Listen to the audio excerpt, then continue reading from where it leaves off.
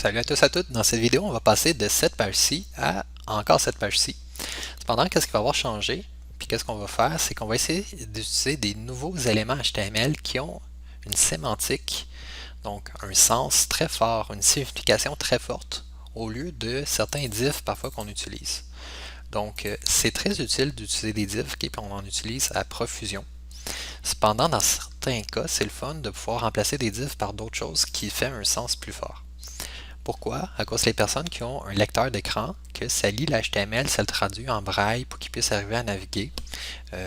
Si on est capable de dire, hey, ce div-là, -là, c'est pas un div ordinaire, mais c'est la section de navigation dans laquelle tu vas trouver tes liens pour naviguer, ils vont être très contents, ces personnes-là. Donc, on va essayer de rendre leur vie plus simple, parce que déjà, ils ne doivent pas l'avoir trop facile tout le temps. Puis, on va essayer d'utiliser ces éléments-là. Donc, le premier qu'on va utiliser, c'est l'élément main. Okay?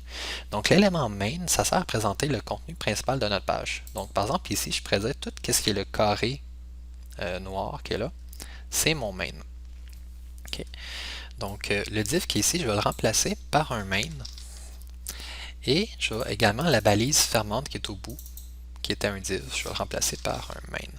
Passant, sauvegardez pas tout de suite, parce que sinon ça va faire un résultat vraiment creepy, pas beau.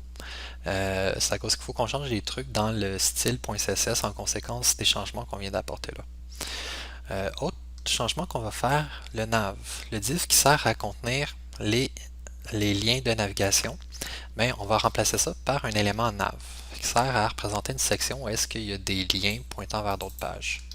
Donc, je change ma balise ouvrante, je change ma balise fermante. En passant, tu devrais avoir un seul élément main dans une page, parce que ça sert à présenter où est-ce qu'il est ton contenu. Un élément nav, par exemple, tu peux en avoir plus qu'un. Tu peux en avoir autant que tu veux dans ta page. Tu sais, par exemple, tu as un menu à gauche, un menu à droite, etc. Donc, ça, tu peux en avoir plus qu'un. Dernière chose qu'on va aller changer, le div qui sert à représenter le pied ici, on va plutôt utiliser l'élément footer. Donc là maintenant, on va sauvegarder et on va voir que ça va pas faire beau. Qu'est-ce qui se passe? Ben, c'est que nos règles CSS, il faut les adapter en fonction des changements qu'on vient de faire. Donc si on regarde les règles CSS, qu'est-ce que ça disait? Bon, on appliquait quelque chose. Là, les propriétés qu'on modifie, c'est pas important, c'est plutôt les sélecteurs ici qu'il faut qu'on ait modifié. Ça, c'est un sélecteur sur le body, ça n'a pas changé. H1, ça n'a pas changé. Cependant, cette règle-là ici, elle a changé. Parce que avant, on faisait un sélecteur qui disait toutes les images qui sont enfants de un, un élément dans la page qui a le ID main. Mais là, on n'a plus d'élément dans notre page qui a le ID main. En fait, on n'a plus rien qui a des ID ici. On les a tous enlevés.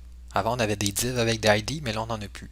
Là, on a juste des éléments main, des éléments nav, des éléments footer.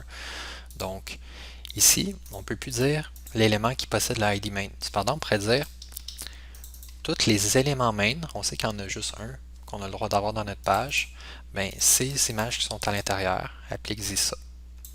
Même chose ici, cette règle-là, on va enlever le petit euh, dièse tic-tac-toe. Même chose ici, pour le nav, on va enlever le tic-tac-toe, puis pour le footer, on va enlever le tic-tac-toe. Donc, je sauvegarde de nouveau, et on voit que je suis retourné au résultat initial que j'avais.